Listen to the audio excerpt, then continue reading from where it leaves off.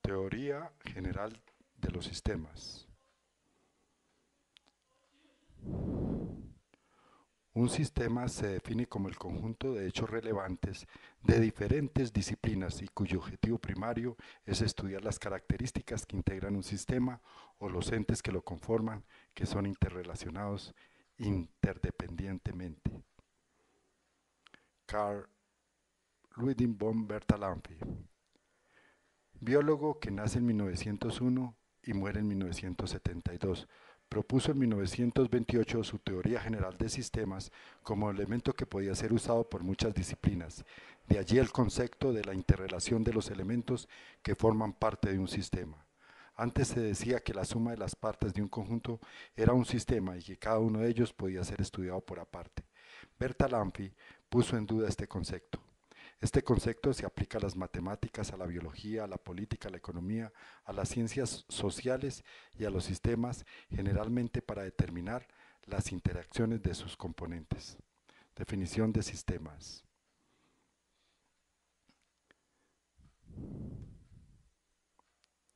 Se expresa como la interacción entre los elementos de un conjunto, no solo de personas o animales, sino que aplica a las células, a las neuronas y aún a los ordenadores. Los sistemas tienen características estructurales donde hay relaciones entre sus elementos que persiguen un fin común.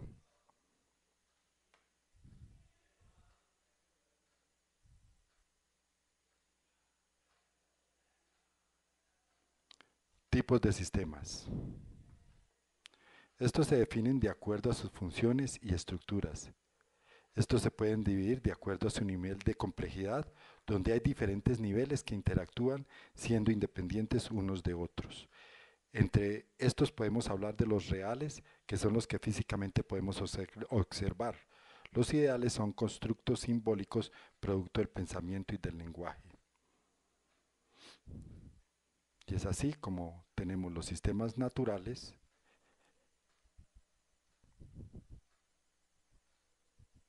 y los sistemas artificiales.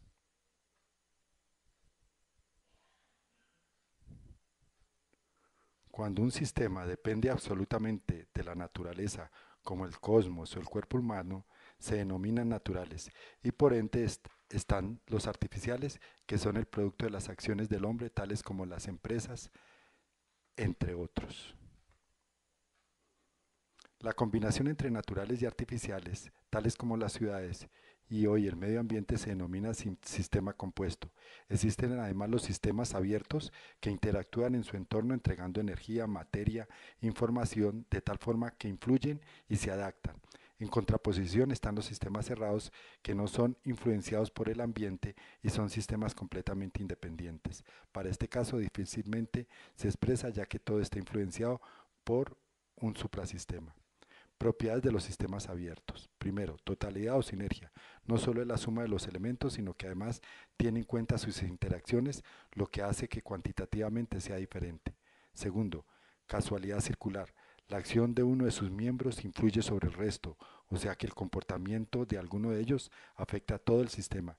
Cuando estas acciones son repetitivas se denominan patrón. Tercero, equifinidad.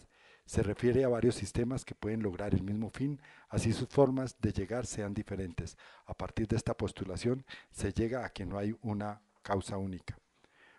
Equicasualidad se refiere a que los sistemas en su comienzo son iguales y con el transcurrir son diferentes debido a influencias y conductas externas.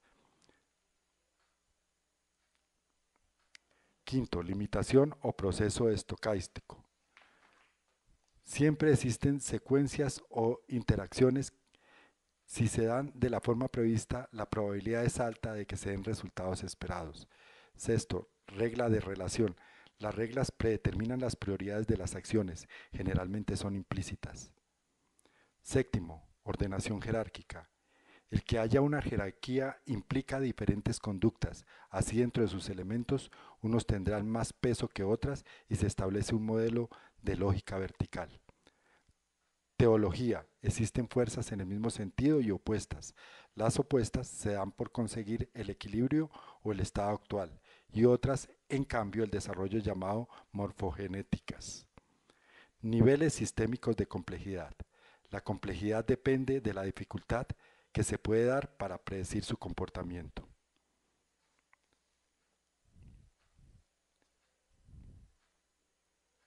El primer nivel, formado por estructuras estáticas. Aunque nada en el universo es estático, solo se toma como un marco de referencia. Generalmente se hacen una descripción verbal o pictóricas, por ejemplo, el sistema solar. Segundo nivel de complejidad son los sistemas dinámicos simples, de movimientos predeterminados. Contempla la física y la biología básica, ejemplo, los relojes y las máquinas.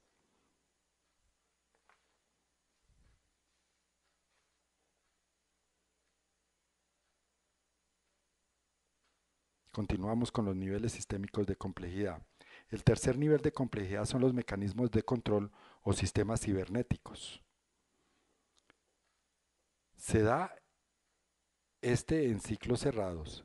Son sistemas equilibrantes que se basan en la transmisión e interpretación de información como el termostato, como los termómetros o todos aquellos elementos considerados por la cibernética.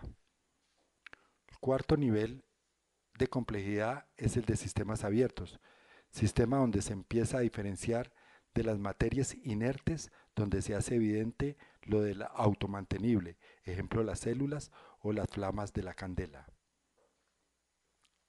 Continuamos con los niveles sistémicos de complejidad.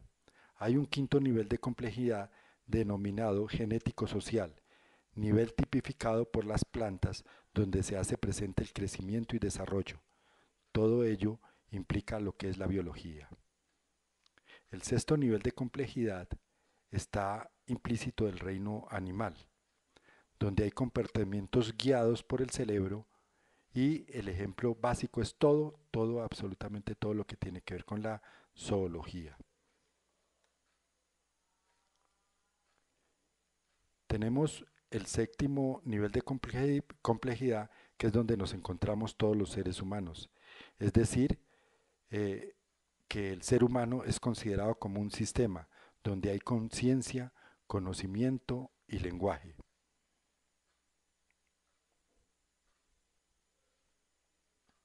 Por último, vemos los dos niveles sistémicos de complejidad y el octavo se llama de organización, constituido por las organizaciones sociales.